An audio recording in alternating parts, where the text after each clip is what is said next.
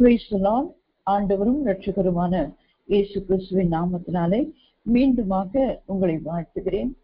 இந்த நாளிலும் நாம் தியானிக்கிறதான வேத பகுதி சங்கீதங்களின் புஸ்தகம் 34 சங்கீதம் 19, 20 வசனங்களை நான் வாசிக்கிறேன். சங்கீதம் 34, 19, 20.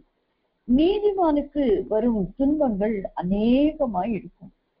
கர்த்தர் அவைகள் எல்லாவற்றிலும் நின்று அவனை விடுவிப்பார். அவனுடைய எலும்புகளை எல்லாம் காப்பாற்றுகிறார். அவைகளில் ஒன்றும் முறிக்கப்படுவதில்லை. அவனுடைய எலும்புகளை எல்லாம் காப்பாற்றுகிறார். அவைகளில் ஒன்றும் முறிக்கப்படுவதில்லை. நீதிமானின் எலும்புகளை எல்லாம் கர்த்தர் காப்பாற்றுகிறார் என்ற தலைப்பிலே இன்றைக்கு நாம் வேத பகுதியிலிருந்து வார்த்தைகளை தியானித்திருக்கிறோம். நீதிமானின் எலும்புகளை அவர் காப்பாற்றுகிறார். அவைகளில் ஒன்றும் முறிக்கப்படுவதில்லை என்று சொல்லப்பட்டிருக்கிறது. இது ஆண்டவராகிய இயேசு கிறிஸ்துவை குறித்துதான் வேதாகமத்திலே சொல்லப்பட்ட ஒரு காரியமாய் இருக்கிறது.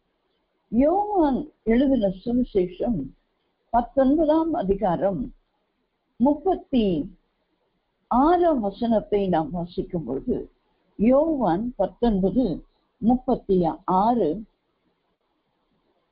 அவருடைய எலும்புகளில் ஒன்றும் முறிக்கப்படுவதில்லை என்கிற வேத வாக்கியம் நிறைவேறும்படி இவைகள் நடந்தது. இந்த சம்பவம் நமக்கு தெரியும்.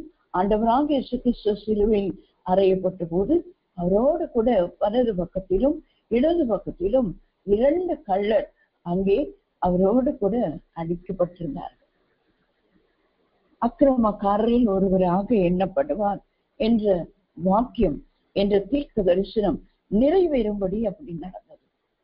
மட்டுமில்லாமல் அவர்கள் வந்து பார்த்தபோது அந்த கள்ளர்கள் உயிரோடு கூட இருந்தார்கள், மரிக்கவில்லை.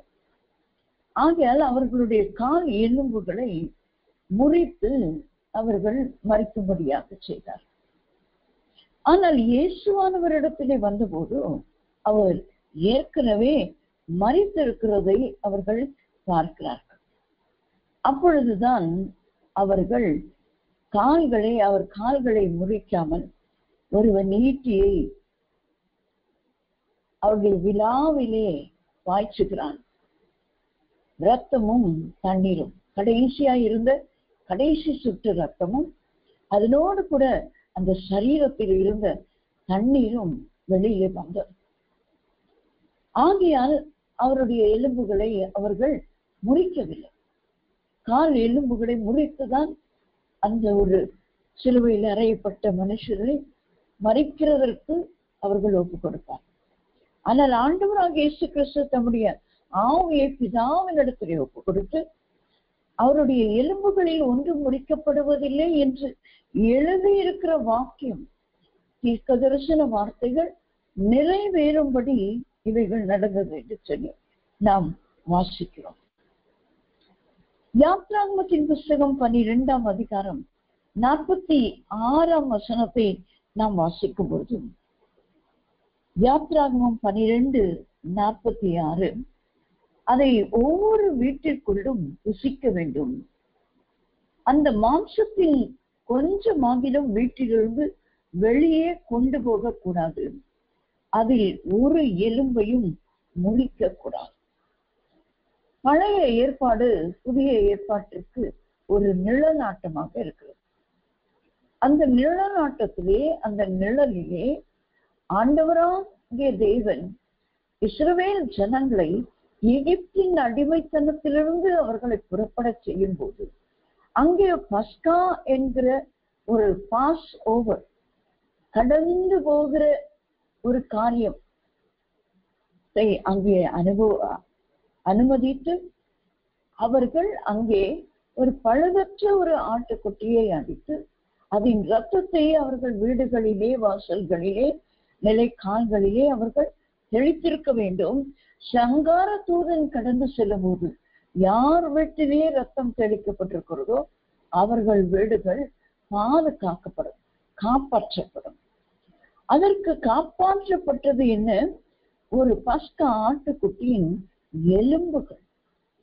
அங்க எலும்பையும் ஒரு எலும்பையும் என்ன செய்யக்கூடாதோ, அந்த பஸ்கா ஆட்டுக்குட்டியின் எலும்பை முறிக்க கூடாது. எலும்பை முறிக்காமல் அந்த மாம்சத்தை மாத்திரம் முழுமையாய் அவர்கள் புசிக்க வேண்டும். இதனுடைய நிஜம்தான் ஆண்டவராகிய இயேசு கிறிஸ்துவின் வாழ்க்கையிலே நிறைவேறிற்று. அவர் தம்முடைய மாம்சத்தையும் இரத்தத்தையும் நம்முடைய சீஷர்களுக்கு பங்கிட்டு கொடுத்து, இதை வாங்கி புசியுங்கள், இதை வாங்கி பானம் பண்ணுங்கள், இது என்னுடைய சரீரம், இது என்னுடைய ரத்தம், இது புது உடன்படிக்கை நான் உங்களோடு கூட செய்து கொள்கிறேன் என்று சொல்லி அந்த மாம்சம் முழுமையும் அங்கே கொடுக்கப்பட்டது. எப்படி இந்த பாஸ்கா ஆட்டுக்குட்டியின் மாம்சம் முழுவதையும் அவர்கள் மீளம் வைக்காமல் சாப்பிட்டு முடிக்க வேண்டும். அதன் பின்பு அந்த எலும்புகள் முறிக்கப்படும். இது ஆண்டவராகிய இயேசு கிறிஸ்துவின் வாழ்க்கையிலே இது நிறைவேறிற்று. அவருடைய ஒரு எலும்பும் என்ன செய்யவில்லை, முறிக்கப்படவில்லை. ரோமர்களால் பல முறை அடிக்கப்பட்டவர், குட்டப்பட்டவர் தலையிலே. ஆனாலும் தலையிலிருந்து கால் வரையிலும், உச்சம் தலையிலிருந்து உள்ளங்கால் வரையிலும் ஒரு சின்ன எலும்பும் கூட முறிக்கப்படவில்லை. அவரை கைகளில் கால்களில் ஆணிகள் கடாவி அந்த சிலுவையில் அடித்தார். அப்பொழுதும் கூட ஒரு எலும்பும் முறிக்கப்படவில்லை. இது தேவன் அவருக்கு கொடுத்த அந்த தீர்க்க தரிசன வார்த்தைகள் நிறைவேறினதை நாம் பார்க்கிறோம். அப்படியானால் நம்முடைய வாழ்க்கையிலே இது எப்படி நிறைவேறும்? நம்முடைய எலும்புகள் முறிக்கப்படாதோ? நான் பல வருடங்கள் அப்படியாக நினைத்து கொண்டிருந்தேன். நாம் நீதிமானாய் வாழ்ந்தால் ஒருவேளை நமக்கு இந்த எலும்பு முறிவுகள் வராது. ஆனால் ஒரு சின்ன ஒரு ஆக்சிடென்ட், எனக்கு 2 சக்கர வாகனத்திலே வரும்போது ஒரு ரயில்வே கிராசிங்ல எதிரே வந்த ராங் ரூட்ல வந்த ஒருவர் என்னை லெஃப்ட் சைட்ல அடித்ததுனாலே என்னுடைய லெஃப்ட் ஹேண்ட்ல அந்த சுண்டு விரல் போகிறதான அந்த கடைசி கையின் அந்த எலும்பு வந்து லேசா கிராக் மட்டும். அதனால என்னால் அதுக்கு பிற்பாடு அந்த வண்டியை எடுத்து ஓரம் வைக்க கூட முடியவில்லை. என்னால் அந்த சின்ன ஒரு எலும்பு அப்பொழுதுதான் ஆண்டவர் எனக்கு சொன்னான், இந்த உலகத்தில் சரீர பிரகாரமான எலும்பு முறிவு மனுஷருக்கு வருகிறது, அவர்கள் நீதிமானோ நீதிமான் இல்லையோ என்பதற்காக அல்ல, இந்த வசனம் என்னிலே நிறைவேறுவதற்கு என்று ஆண்டவர் என்னோடு பேசினார். நான் நினைத்து கொண்டேன், நான் நீதிமானாயிருந்தால் எலும்புகள் முறிக்கப்படாது என்று சொன்னார்.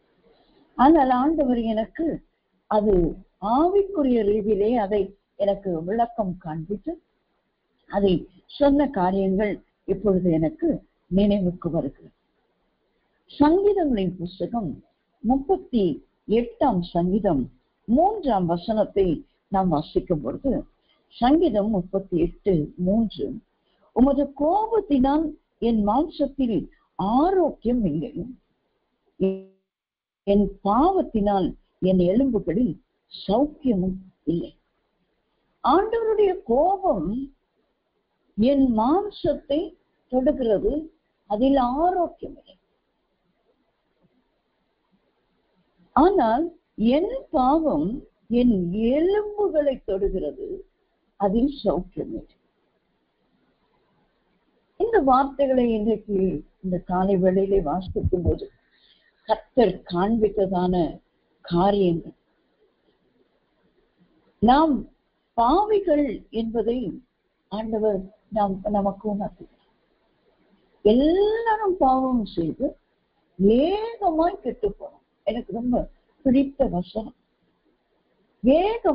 வேகமாய் என்று சொன்னார்.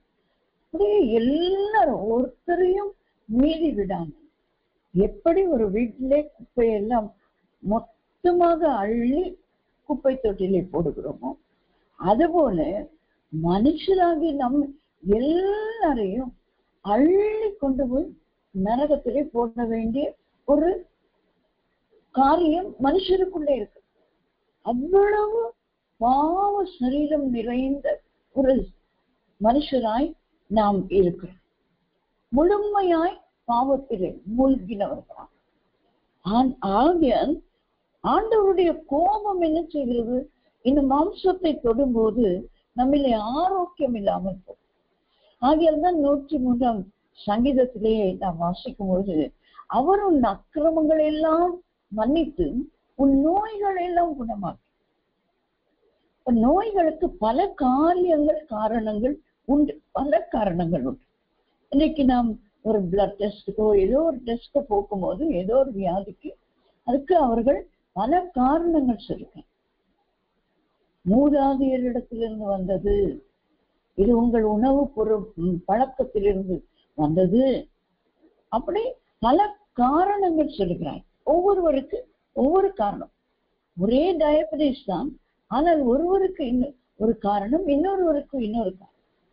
பெண்களுக்கு பிரெக்னன்சி டைம்ல அந்த டைம் மட்டும் டயபெட்டிஸ் சிலருக்கு, அதுக்கு முன்னும் இருந்திருக்காது பின்னும் இருக்காது. அப்படி ஒரு சிலருக்கு அதே வியாதி. ஒரு சிலர் காலாகாலமாய் மருந்து எடுத்தாலும் அது தீராத வியாதியாய் அவர்களுக்கு இருக்கும். அப்படி பலருக்கு ஒரே வியாதி பலருக்கும் பல விதங்களிலே பாதிக்கிறதை நாம் பார்க்க முடியும். அல்ல, ஆண்டவருடைய வசனம் சொல்கிறது, அதே கோபத்தினாலே தான் நம்முடைய மாம்சத்திலே ஆரோக்கியம் இல்லையாம். நம்முடைய பாவத்தினாலே நம்முடைய எலும்புகளில் சௌக்கியம் இல்லை. நம்முடைய பாவத்தினாலே. அப்படியானால் நமக்கு ஆண்டவராகிய இயேசு கிறிஸ்துவின் மூலமாய் நாம் யாவரும் நீதிமான்கள் ஆக்கப்பட்டிருக்கிறோம் என்று ரோமருக்கு அப்போஸ்தலனாகிய பவுல் எழுதுகிறதை பார்க்கிறோம். எபேசியருக்கு எழுதின நிருபம் 5ஆம் அதிகாரத்திலே 29-30 வசனங்களிலே அப்போஸ்தலனாகிய பவுல் இந்த அதிகாரத்தை கணவன் மனைவிக்கு சொல்லுகிற அநேக ஆலோசனைகளாக இருந்து கடைசியிலே இந்த ரகசியம் பெரிது, இது நான் கிறிஸ்துவை பற்றியும் சபையை பற்றியும் சொல்லுகிறேன் என்று அவர் அங்கே 32ஆம் வசனத்திலே சொல்லுகிறதை பார்க்கிறோம். இந்த 29-30 வசனங்களை நாம் வாசிக்கும் பொழுது, தன் சொந்த மாம்சத்தை பகைத்தவன் ஒருவனும் இல்லையே, கர்த்தர் சபையை போஷித்து காப்பாற்றுகிறது போல ஒவ்வொருவனும் தன் மாம்சத்தை போஷித்து காப்பாற்றுகிறான். நாம் அவருடைய சரீரத்தின் அவயவங்களாயும் அவருடைய மாம்சத்திற்கும் அவருடைய எலும்புகளுக்கும் உரியவர்களாயும் இருக்கிறோம். ஹல்லேலூயா. அவருடைய மாம்சத்தையும் இரத்தத்தையும் தான் நாம் பானம் பண்ணுகிறோம், நாம் ருசிக்கிறோம், பானம் பண்ணுகிறோம்.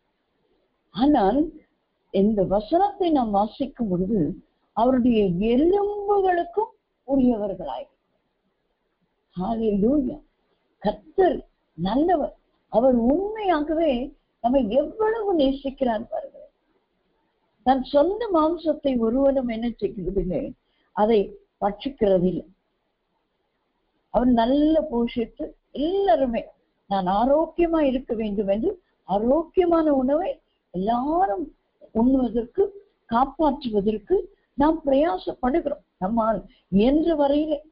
இன்றைக்கு நல்ல போஜனம் என்று எதுவுமே இல்லை. எல்லாத்திலும் மருந்து கலந்து விஷத்தை தான் சாப்பிட்டாலும் அதிலே நல்லது எது என்று சொல்லி பார்த்து நம்முடைய மாம்சத்தை நாம் பாதுகாத்துக் கொள்ளுகிறோம். கர்த்தரும் சபையை போஷித்து என்ன செய்கிறாராம்? காப்பாற்றுகிறார். சபையை போஷித்து காப்பாற்றுகிறதற்கு அவரிலே நமக்கு ஒரு பங்கு வேண்டும். அந்த பங்குதான் அவருடைய மாம்சத்திலும் இரத்தத்திலும் பங்கு. அதை காட்டிலும் அவருடைய எலும்புகளுக்கு உரியவர்களாய்.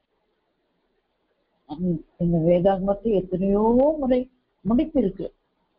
ஆனால் இந்த வசனம் இன்றைக்கு என் கண்களுக்கு தெளிவை உண்டாக்குறதை நான் பார்க்கிறேன். தேனிலும் தேனிலும் மதுரம் மாத்திரமல்ல, கண்களை தெளிவிக்கிறது இந்த வேத வசனம். எலும்புகளுக்கு நாம் உரியவர்களா இருக்கிறோம் என்று நான் இதுவரை சிந்தித்தது.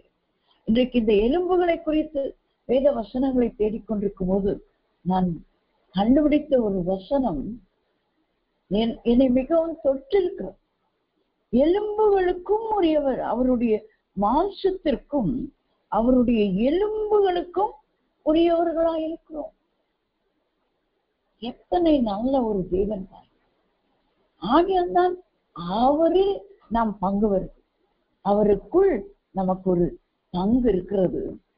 அந்த பங்கு தான் அவருடைய எலும்புகளுக்கு நாம் உரியவர்களா இருக்கிறபடினாலே அவர் நம்முடைய எலும்புகளை காப்பாற்றுகிறவராய் இருக்கிறார். 2 காரியங்களின் நிமித்தம் நம்முடைய எலும்புகள் காப்பாற்றப்படுகிறது. அவைகளை குறித்து நாம் சற்று விரிவாய் தியானித்து முடிக்க கர்த்தர் கிருபை செய்வார். 2 காரியங்கள். எபிரேயருக்கு எழுதின நிருபம் 11ஆம் அதிகாரம் 22ஆம் வசனத்தை நாம் வாசிக்கும் போது, எபிரேயர் 11:22, விசுவாசத்தினாலே யோசேப்பு இஸ்ரவேல் புத்திரர் எகிப்து தேசத்தை விட்டு புறப்படுவார்கள் என்பதை பற்றி தன் அந்திய காலத்தில் பேசி தன் எலும்புகளை குறித்து கட்டளை கொடுத்தார்.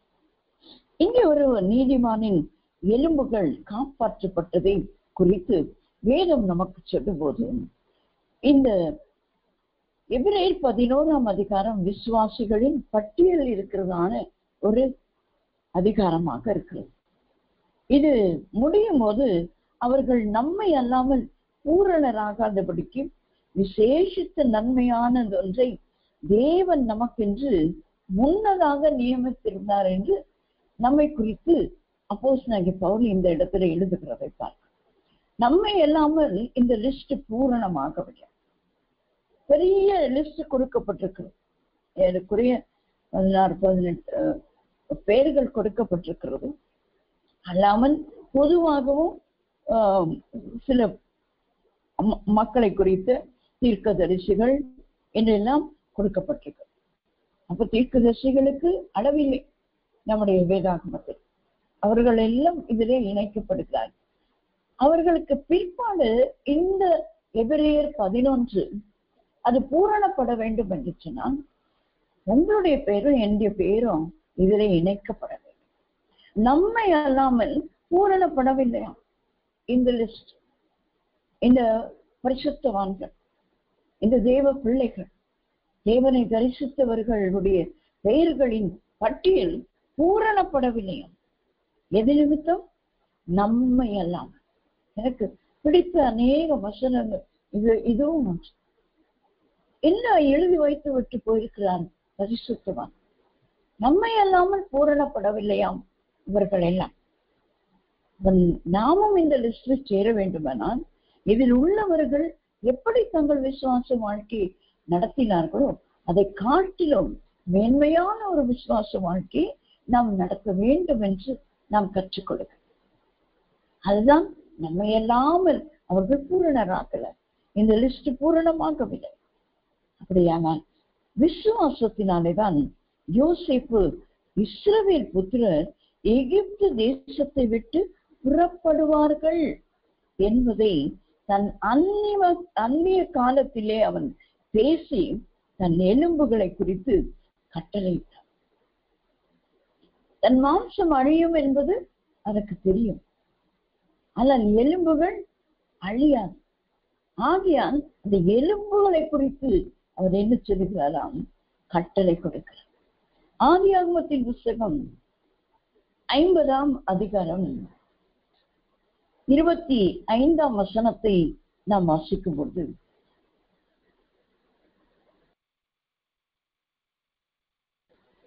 ஆதியாகமம் 50ஆம் அதிகாரம் 25ஆம் வசனத்தை உங்களுக்காக நான் வாசிக்கிறேன்.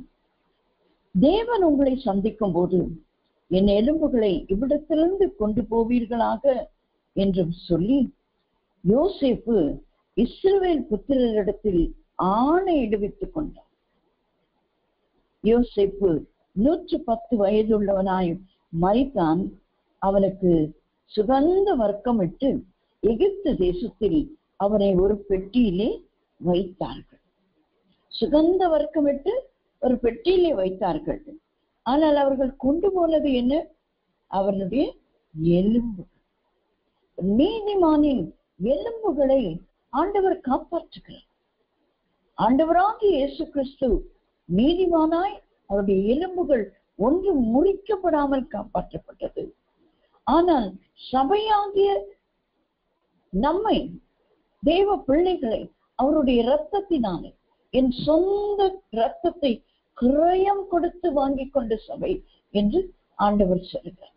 இரத்தத்தை கொடுத்து கிரயமாய் கொடுத்து வாங்கி கொண்ட சபையை ஒரு நீதிமான்களாய் மாற்ற வேண்டும் என்று சொன்னார். அவர்களிடத்திலே காணப்பட வேண்டியது விசுவாசம்.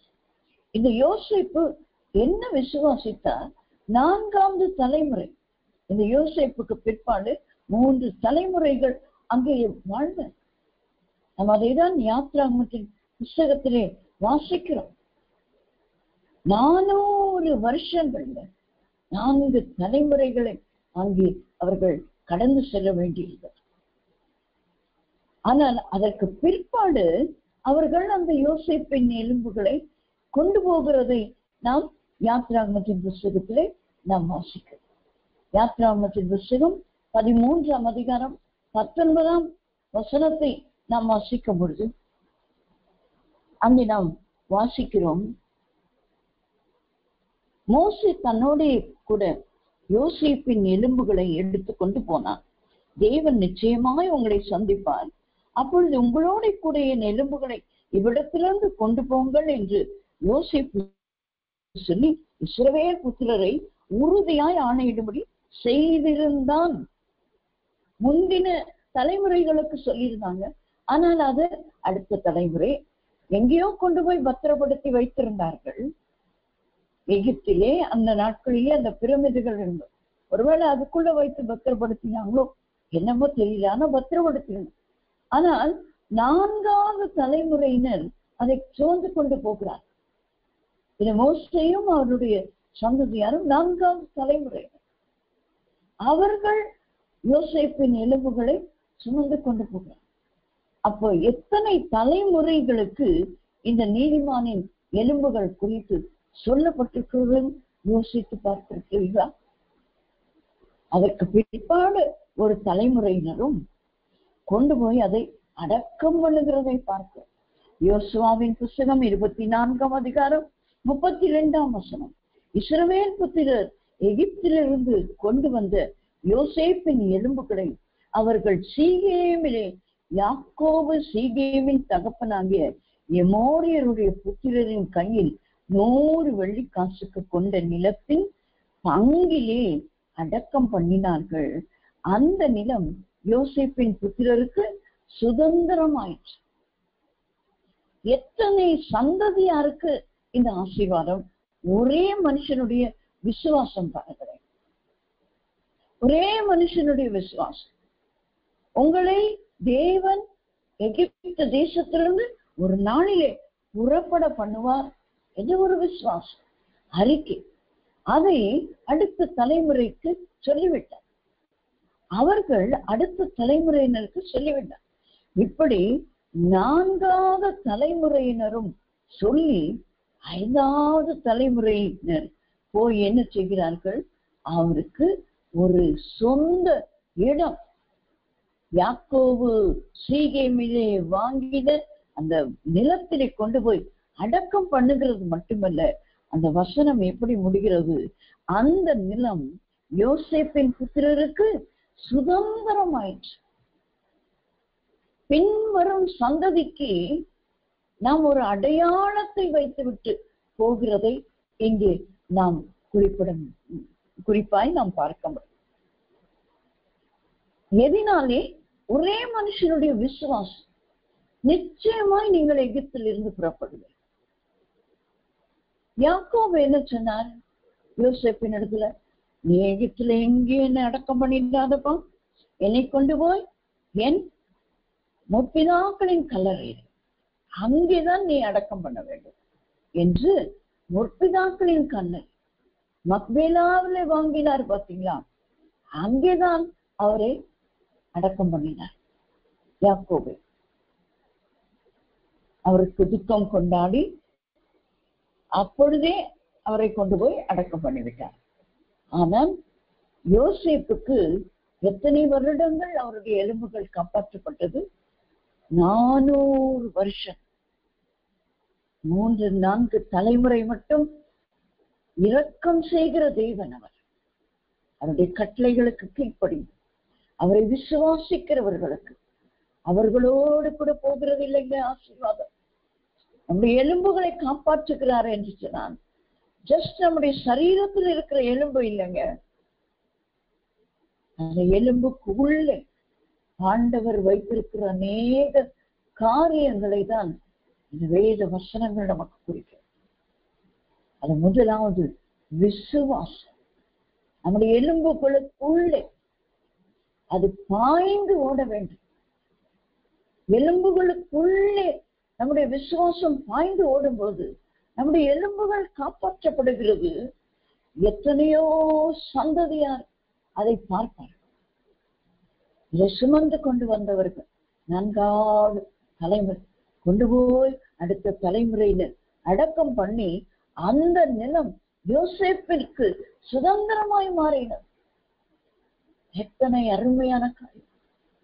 நாமும் எங்க பூமியிலே வைத்து விட்டு போகிறதான ஒரு அடையாளம், நம்முடைய பின் சந்ததியாருக்கு வைத்து விட்டு போகிற அடையாளம் அவர்களை பரலோக ராஜ்யத்துக்கு கொண்டு போக வேண்டும். பின் சந்ததியார் என்று சொல்லும்போது நம்முடைய பிள்ளைகள், பேர பிள்ளைகள் மாத்திரம் நாம் நினைத்து விட வேண்டாம். நம் ஆவியிலே பெற்ற பிள்ளைகள் எத்தனை பேருக்கு தேவனுடைய வார்த்தையை சொல்லி இருக்கிறோம். அவர்களுக்கு எல்லாம் அவர்கள் சொல்லி நாம் எல்லாம் ஆண்டவராகிய இயேசு கிறிஸ்துவை சந்ததியாக ஆகியதான் நாம் ஆசீர்வாதமா இருக்கும். அவருடைய சீஷர்கள் என்று தலைமுறை தலைமுறையாய் நமக்கு அறிவிக்கப்பட்ட இந்த சுவிசேஷம் நாம் இன்றைக்கு நீதிமான்களாய் கர்த்தருடைய சமூகத்திலே இருக்கும். ஆகியால் விசுவாசம் தான் நம்முடைய எலும்புகளை காப்பாற்றும் என்று சொல்லி நாம் அறிந்து கொள்கிறோம். இரண்டாவதாக எரேமியா தீர்க்கதரிசன புத்தகம் 20ஆம் அதிகாரம் 9ஆம் வசனத்தை நாம் வாசிக்கும் பொழுது, எரேமியா 20:9, ஆதலால் நான் அவரை பிரஸ்தாபம் பண்ணாமலும் இனி கர்த்தருடைய நாமத்திலே பேசாமலும் இருப்பேன் என்றேன். ஆனாலும் அவருடைய வார்த்தை என் எலும்புகளில் அடைப்பட்டு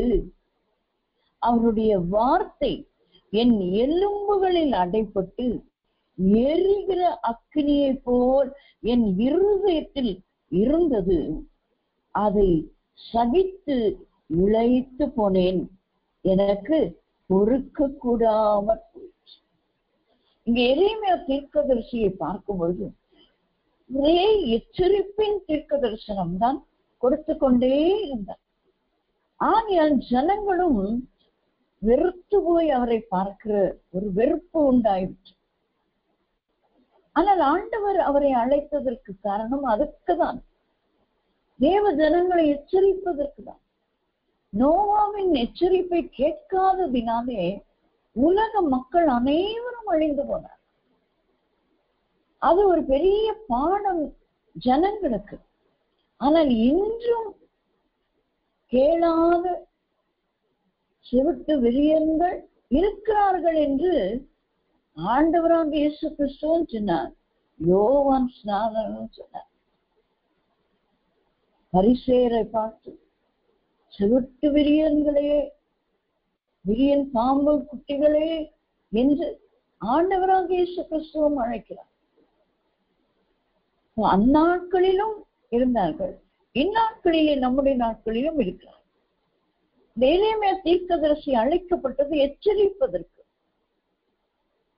எச்சரிக்கும் போது நிறைய பேருக்கு பிடிக்காது. இன்னைக்கும் எச்சரிப்பின் ஊழியம், ஐயோ அந்த பாஸ்டர்கிட்ட போன எப்ப பாரு திட்டிகிட்டே இருப்பார், எந்த ஊழியக்கார மாட்ட போன எப்ப பாரு கடிந்து கொண்டுதான் பேசுவாங்க அப்படின்னு சொல்லி பிடிக்காது. நல்ல ஆசீர்வாதம், வாக்கு தத்தம், செழிப்பு, இதை குறித்து பேசுகிறவர்கள் அப்படித்தானே தேவ பிள்ளையை ஆண்டவர் அழைத்தார், இப்படித்தானே வாழணும் என்று சொல்லி அந்த உபதேசத்துக்கு தான் செவி சாய்க்கிறவர்கள் இன்றைக்கு அநேகர். ஆனா நமக்கு இயேசுவின் வல்லமை ஊழியத்திலே தேவதாச மூலமாகவும் சரி, பிரசங்கிக்கிற தேவ ஊழியக்காரர்கள் மூலமாகவும் சரி, நமக்கு எச்சரிப்பின் வார்த்தைகள் வந்து கொண்டேதான் இருக்கு. நெரேமியா தீர்க்கதரிசியை ஆகிய அதனாலே அநேக துன்பத்துக்குள்ளாக்கினார். ஆகியால் அவரை என்ன தீர்மானித்து விட்டார், இனி நான் பிரசவம் பண்ண மாட்டேன், அவ்வளவுதான், நான் வாயை பொத்தி கொண்டு உட்கார்ந்திருப்பேன், கர்த்தருடைய நாமத்திலே பேசாமலும் இருப்பேன் என்று சொன்னேன் என்று சொல்லுது. அப்படிதான் நம்மில் அநேகர் கூட அநேக நேரங்களில நமக்கு எதிர்ப்புகள் வரலாம். ஐயோ நீங்க என்ன எப்ப பாரு இது செய்யக்கூடாது, அது செய்யக்கூடாது, இப்படிதான் நடக்கணும் என்று சொல்றீங்களே, அதெல்லாம் சாத்தியம் கிடையாது, சாத்தியமாகாததை ஆண்டவர் நமக்கு கொடுக்கல. வேதாகமத்தில் எல்லாம் சாத்தியமானதுதான் செய்ய சொல்லியிருக்கிறார், அதை செய்ய வேண்டும், அப்பொழுதுதான் ஜெயம் எடுக்க முடியும். ஜெயம் எடுத்தவர்கள் தான் சகலத்தையும் சுதந்திரிக்க முடியும். அப்படியானால் இந்த எரேமியா தீர்க்கதரிசி, ஐயோ இந்த ஜனங்களிடத்திலே நான் பேசி நான் சலித்து போனேன், அவர்கள் கேட்க மாட்டேங்கிறார்கள், ஆனா அதனாலே நான் அமைதலாய் இருப்பேன் என்று சொன்னபோது கர்த்தருடைய வார்த்தை, நான் இப்படி அப்படி சொல்லிக்கொண்டு இருக்கிறதான வேளையிலே அவருடைய வார்த்தை என் எலும்புகளில் அடைப்பட்டு எரிகிற அக்னியை போல என் இருதயத்தில் இருந்தது. அதுக்கு பிற்பாடு அவருடைய தீர்க்க தரிசனங்களை நாம் பார்க்கும் பொழுது தைரியமாய் சொல்லுகிறதை நாம் பார்க்கிறோம். அவர் ஒரு வாலிபன் ஆண்டவருடைய ஊழியத்திற்கு வரும்போது, ஆகையால் நான் சிறு பிள்ளை ஆண்டவரே எனக்கு பேச தெரியாது, ஆண்டவரே போதும் இந்த ஜனங்களோடு நான் எச்சரித்து அவர்கள் கேட்க மாட்டேங்கிறார்கள், ராஜாக்களும் அதை அணுகினாலும் அவர்களும் கேட்கிறதில்லை, இன்னும் என்ன செய்வேன், நான் பேசாமல் இருப்பேன் என்று இருந்தால் ஆண்டவர் விடமாட்டார். கர்த்தருடைய வார்த்தை முதலாவது விசுவாசம் ஒரு மனுஷியை நீதிமானாக்குகிறது. இரண்டாவது கர்த்தருடைய வார்த்தை அது எங்கே போகிறதாம், எலும்புகளுக்குள்ள. நான் அதான் சொன்னேன், விசுவாசித்த யோசேப்பினுடைய எலும்புகள் காப்பாற்றப்பட்டது. ஆகையால் அவனுடைய எலும்புகளுக்குள்ளே விசுவாசம், அதைதான் அவன் வெளிப்படுத்தினதுனாலே அவன் எலும்புகள் அவன் அடக்கம் பண்ணப்பட்டு சுதந்திரத்தை அந்த சந்ததியார் பெற்றுக்கொண்டார். இரண்டாவது கர்த்தருடைய வார்த்தை அது எலும்புகளுக்குள்ளே போக வேண்டும். அது எலும்புகளில் அடைப்படும் போது அது எங்கே எரிகிற அக்னியாய் மாறுகிறது, இருதயம். இதை நான் இந்த கால வேளையில தியானித்துக் கொண்டிருக்கும் போது எனக்கு ஒரு சயின்டிபிக் காரியத்தை ஆண்டவர் ஞாபகப்படுத்தி, நம்முடைய எலும்புகளிலே அந்த மேரோ இருக்கிறது, அந்த மூளை எலும்புல உள்ள அந்த மூளை உறிஞ்சு சாப்பிடுறோம்னு சொல்லிடுறோம் அல்லவா, அதுக்கு ஒரு நல்ல தமிழ் வார்த்தை உண்டு, எனக்கு சரியாயது வரவில்லை. அந்த அந்த எலும்புகளுக்குள்ளே இருக்கிற அந்த மேரோ தான் நமக்கு ரத்தத்தை உற்பத்தி பண்ணுகிறது. உற்பத்தி பண்ணி எங்க அனுப்புகிறது, இருதயத்துக்கு அனுப்பு. இருதயத்திலிருந்து அந்த ரத்தம் எங்கே போகிறது, சரீரம் முழுவதுக்கும் பாய்ச்சப்படுது. சரீரம் முழுவதுக்கும் பாய்ச்சப்படுகிறது. சரீரம் முழுவதிலும் உள்ள எலும்புகளுக்கு உள்ளே இருந்து ஒரு காரியம் அங்கே உற்பத்தி ஆகிறது. அந்த உற்பத்தி ஆகிறது தான் கர்த்தருடைய வார்த்தை. கர்த்தருடைய வார்த்தை.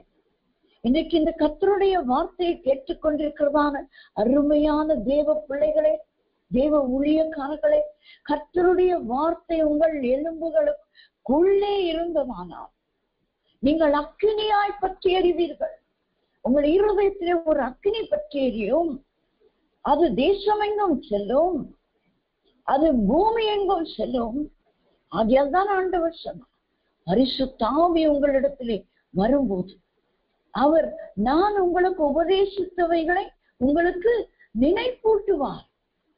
அந்த நினைப்பூட்டுதல் தான் நம்மை சாட்சிகளாக எருசலேமிலும் யூதேயா முழுவதிலும் சமாரியாவிலும் பூமியின் கடைசி பரியந்தமும் நம்மை கொண்டு செல்லும். இந்த அக்கினி பற்றி எரியும் போது எப்பொழுது பற்றி எரியும்? இந்த எலும்புகளுக்குள்ளே கர்த்தருடைய வார்த்தை அடைக்கப்படணும். அடைக்கப்படணும். என்ன? அங்க உற்பத்தி ஆகணும். அது உற்பத்தி ஆகிறது. அந்த எலும்புகளுக்குள்ளே உற்பத்தி ஆகிற அந்த ரத்தம் இருதயத்துக்குள்ளே பாய்கிறது போல நம்முடைய எலும்புகளுக்குள்ளே ஆண்டவர் ஊடுருவி பாய செய்கிற அந்த வார்த்தையானது நம்முடைய இருதயத்திலே பற்றி எரிகிற தீபமாய் அது அணைக்க முடியாதுங்க யாராலும். நீங்க கொன்று போட்டாலும், யோபு சொல்றார், கொன்று போட்டாலும் நான் ஆண்டவரை தூஷிக்க மாட்டேன், அவரைதான் நான் நம்புவேன். இந்த வார்த்தை, ஆண்டவருடைய வார்த்தை நம்முடைய எலும்புகளுக்குள்ளே அடைக்கப்பட்டு வைத்திருப்போமானா, அடைத்து வைத்திருப்போமானா நம்முடைய இருதயம் பற்றி எரிகிற அக்னியா இருக்கும். ஒருவராலும் அணைக்க முடியாது. நம்மளை கொன்று போட்டாலும் கர்த்தருடைய வார்த்தையை தான் நாம் சொல்லுவோம். அருமையான ஒரு பாடல் ஒன்று உண்டு. இயேசுவின் பின்னே போக துணிந்தேன், பின்னோக்கி நான் பின்னோக்கி நான் என்று அழகாய் நாம் அந்த பாடலை நாம் பாடுகிறோம். ஆனால் அந்த பாடலை இயற்றினவர் தன்னுடைய குடும்பம் முழுவதையும் தன் கண் பார்க்க மறிக்க ஒப்பு கொடுத்தார். அந்த எதிராளிகளின் கைகள் இதன் ஆண்டவராக இயேசு கிறிஸ்துவை பற்றி எரிகிற அக்கினியாய் பிரசங்கித்துக் கொண்டு வருகிறார்கள். அதை சும்மா விடக்கூடாது. முதலாவது அவனுடைய பிள்ளைகளை கொல்லுவதற்கு முன்னாலே நிறுத்தி சொல்லுகிறான், இப்பொழுதாவது நீ இயேசுவை மறுதலிப்பாயா? உன் கண்ணெதிரே நாங்கள் இந்த பிள்ளைகளை சுற்றி போடுவோம், அவர்களை கொன்று போடுவோம் என்று சொல்லுவோம். இயேசுவின் பின்னே போகத்துமே நான் பின்னோக்கினான். சிலுவைதான் என் முன்னே, உலகம் எனக்கு பின்னே என்று பாடினார். அந்த ஒவ்வொரு அடிகளையும் அவர் பாட பாட, அவர் சொல்ல சொல்ல அவருடைய பிள்ளைகள் அவருக்கு முன்னதாக கொல்லப்பட்டார்கள். அவருடைய மனைவி அவருக்கு முன்னாக கொல்லப்பட்டார். அதற்கு பின்பு எல்லாரும் போயிட்டாங்கப்பா, உனக்கு யாரும் இல்லை அந்த பூமியில. அப்போ இயேசு சொல்லுவியா அப்படின்னு சொல்லுவோம். ஆமா, ஒவ்வொரு அடிகளையும் அவர் பாடி சொல்லுகிறார், நான் என்ன வந்தாலும் நான் இயேசுவை பின்பற்றுவேன், அவருக்கு பின்னேதான் நான் போவேன் என்று சொல்லி அவர் அந்த பாடலை எழுதின வரிகள். அதற்கு பின்பு அவருடைய ஜீவனையும் அந்த மக்கள் எடுத்தார்கள். ஆனால் அதற்கு பின்பு அவரை கொன்றவர்களிலே அநேகர் ஆண்டவராக இயேசு கிறிஸ்துவை ஏற்றுக்கொண்டார். இது என்னையா இந்த இயேசுவின் இடத்திலே உண்டு? இந்த மனுஷன் அவன் கண் பார்க்க பிள்ளைகளை பறி கொடுத்தானே, அவன் கண் பார்க்க தன் மனைவியை பறி கொடுத்தானே, தன்னுடைய ஜீவனையும் அவன் அற்பமாய் எண்ணினானே. அப்படியானால் இது இயேசு யார்? இவர் செய்தது என்ன? இவருடைய காரியம் என்ன என்று அவர்கள் ஆராய்ந்து பார்த்து அவர்களில் அநேகர் ஆண்டவரை ஏற்றுக்கொண்டார். வேற ஒரு தேசத்திலே நடைபெற்ற ஒரு சம்பவம், நடைபெற்ற சம்பவம். நாம் பாடுகிற அநேக பாடல்கள் அனுபவ பாடல்கள். கிராஸ்பி என்கிற ஒரு அருமையான ஒரு மேல்நாட்டினவர்கள், ஒரு சகோதரி, கண் பார்வை இல்லாமல் அவர்கள் இசை கருவிகளை வாசித்து பாடின அநேக பழைய பாடல்கள் உண்டு. பாமாலைகள் என்று சொல்வார்கள், அந்த பாமாலை ஹிம்ஸ் அதெல்லாம் அவர்கள் பாடினர். அதெல்லாம் தியாகத்தோடு கூட இதற்காக பற்றி எறிகிற அக்கினி நம்முடைய இருதயத்துல இருக்குமானால் என்னை கொன்று போட்டாலும் நான் கர்த்தருக்காய் எழுப்புவேன். ஏனென்று சொன்னால் அந்த 11ஆம் வசனம் சொல்லுகிறது. எரேமியா தீர்க்கதரிசன புஸ்தகம் 20ஆம் அதிகாரம் 11ஆம் வசனம். கர்த்தரோ பயங்கர பராக்கிரமசாலியாய் என்னோடு இருக்கிறார், ஆகையால் என்னை துன்பப்படுத்துகிறவர்கள் மேற்கொள்ளாமல் இடறுவார்கள், தங்கள் காரியம் வாய்க்காதபடியால் மிகவும் வெட்கப்படுவார்கள். மறக்கப்படாத நித்திய லட்சை அவர்களுக்கு உண்டாகும். ஆனாலும் நீதிமானை சோதித்தறிந்து உள்ளந்திரியங்களையும் இருதயங்களையும் பார்க்கிற சேனைகளின் கர்த்தாவே, நீர் அவர்களுக்கு நீதி சரி கட்டுகிறதை காண்பேனாக. என் காரியத்தை உம்மிடத்தில் சாட்டினேன், இனிமேல் நான் தைரியமாய் பிரசங்கிப்பேன்.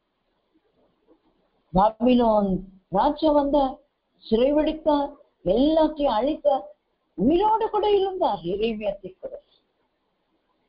தீர்க்க தரிசனங்கள் அவர் மூலமாய் சொல்லப்பட்ட தீர்க்க தரிசனம் நிறைவேறுகிறதை அவர் கண்டார். அப்படிதான் நாமும் வைராக்கியமாய் கர்த்தருடைய வார்த்தையிலே வைராக்கியமாய் நம்முடைய எலும்புகளுக்குள்ளே பாயும் என்று சொன்னார். நாம் அந்த எலும்புகளுக்குள்ளே பாய்ந்த அந்த வார்த்தை நம்முடைய வாயிலே காணப்படும் போது அது எப்படி இருக்கும்? நீதிமொழிகள் 16:24, இனிய சொற்கள் தேன் கூடு போல் ஆத்மாவுக்கு மதுரமும் எலும்புகளுக்கு ஔஷதம். நம்முடைய எலும்புகளிலே கர்த்தருடைய வார்த்தை இருக்கும் போது நாம் அதை மற்றவர்களுக்கு தைரியமாய் பற்றி எறிகிற அக்கினியோடு பிரசங்கிக்கும் போது, சொல்லும் போது, அது மற்றவர்களுடைய ஆத்மாவுக்கு மதுரமும் எலும்புகளுக்கு ஔஷதம். மருந்துல அவங்க எலும்புக்கு நாம கொடுக்கிற அந்த மேரோல ஒரு மருந்து. ஒரு டாக்டரா மாறிடுறோம் நீங்களும் நானும். ஆண்டவருடைய வார்த்தையை மற்றவர்களுக்கு சொல்லும் போது அவர்களுக்கு ரத்த உற்பத்தி இல்லையா, ரத்த உற்பத்தியை உண்டு பண்ணுகிறோங்க நீங்களும் நானும். ஏனென்றால் அக்கினி நம்முடைய இருதயத்திலே பற்றி எறிகிறது, நம்முடைய எலும்புகளில் ஆண்டவருடைய வார்த்தை இருக்கிறது. ஆகையால் மற்றவர்களுடைய எலும்புகளுக்கு ஔஷதத்தை உண்டு பண்ணுகிற ஒரு பெரிய கிருபையை கர்த்தர் நமக்கு வைத்திருக்கிறார். கடைசியாய் 2 வாக்குத்தத்தங்களை சொல்லி முடிக்க ஆசைப்படுகிறேன். நம்ம எல்லாருக்கும் தெரிந்த ஒரு வசனம், ஏசாயா தீர்க்கதரிசன புஸ்தகம் 58ஆம் அதிகாரம் 11ஆம் வசனம் எல்லாருக்கும் மனப்பாடமாய் தெரிந்தது. கர்த்தர் நித்தமும் உன்னை நடத்தி மகா வறட்சியான காலங்களில் உன் ஆத்துமாவை திருப்தியாக்கி உன் எலும்புகளை நினமுள்ளதாக்குவார். நீ நீர்ப்பாய்ச்சலான தோட்டத்தை போலவும் வற்றாத நீரூற்றை போலவும் இருப்பாய் என்கிறதான வாக்கு தத்துவமும் ஏசாயா 66:14. நீங்கள் அதை காணும் போது உங்கள் இருதயம் மகிழ்ந்து உங்கள் எலும்புகள் பசும் புல்லை போல செழிக்கும். அப்பொழுது கர்த்தருடைய ஊழியக்காரரிடத்தில் அவருடைய கரமும் அவருடைய சத்துருக்கள் இடத்தில் அவருடைய சினமும் அறியப்படும். இது உங்களுக்கு எனக்கும் ஆண்டவர் கொடுக்கிற ஒரு அடையாளத்தின் வாக்கு தத்தமாய் எடுத்துக்கொண்டு நாம் கடந்து செல்வோமா? விசுவாசத்தை நம்முடைய எலும்புகளுக்குள்ளே பாய்ச்சுவோம். 2வது, கர்த்தருடைய வார்த்தையை அந்த எலும்புகளுக்குள்ளே பாய்ச்சும். அது ரத்த உற்பத்தியை செய்து இருதயத்துக்கு அனுப்புகிறது போல இந்த கர்த்தருடைய வார்த்தை நம்முடைய இருதயத்துக்குள்ளே எரிகிற அக்கினியாய் பற்றி எரியும் போது அது சும்மாவே இருக்காதுங்க. நாம் கேட்கிறவர்களாய் மாத்திரமல்ல, அதன்படி நடக்கிறவர்களாய் போதிக்கிறவர்களாய் நாம் மாறும்போது ஆண்டவர் வசனம் சொல்லுகிறது, கர்த்தருடைய ஊழியக்காரரிடத்தில் அவருடைய கரம் இருக்கும். அது என்ன கரம்? பயங்கரமான பலத்த கரம். எரேமியாவிலே நாம் வாசித்தோம் அல்லவா, அவருடைய பயங்கரமான கரம். அந்த கரம் நம்மிடத்துல இருக்கும். அது சத்துருக்களின் கைகளே அவருடைய சினம் இருக்குங்க. இந்த வித்தியாசத்தை கடைசி நாட்களிலே கர்த்தத்தாமே உண்டாக்குவாராக. நாம் செபிப்போம். எங்களை அதிகமாக நேசிக்கிற எங்கள் நல்லபிதாவே, அருமையான நாளிலே இந்த சங்கீதம் 34:20 படி நீதிமானின் எலும்புகளை காப்பாற்றுகிற தேவன், எங்கள் எலும்புகளுக்குள்ளே உடைய விசுவாசம், வெளியிலே நாங்கள் வைத்திருக்கிற விசுவாசம், உங்களுடைய வார்த்தை பற்றி எரியும் போது ஆண்டவரே, அது அநேகரை ஆண்டவரை குணப்படுத்துகிற ஒரு ஔஷதமாய் நீர் மாற்றுகிறதுக்காய் உமக்கு சொல்றேன். எங்களை ஒரு பெரிய வைத்தியர்களாய் நீர் வைத்து உங்களுடைய ஊழியத்தை செய்கிற ஊழியக்காரரிடத்திலே உங்களுடைய கரம் இருக்கிறதை, எங்கள் சத்துருக்கள் இடத்திலே உங்களுடைய சினம் இருக்கிறதை கடைசி நாட்களிலே ஒரு அடையாளத்தை எங்களுக்கு கொடுத்திலே உமக்கு சொல்றேன். தொடர்ந்து நடத்துகிறான். மீட்பர் இயேசுவின் நாமத்தில் ஜெபிக்கிறோம் நல்ல பிதாவே. ஆமென், ஆமென்.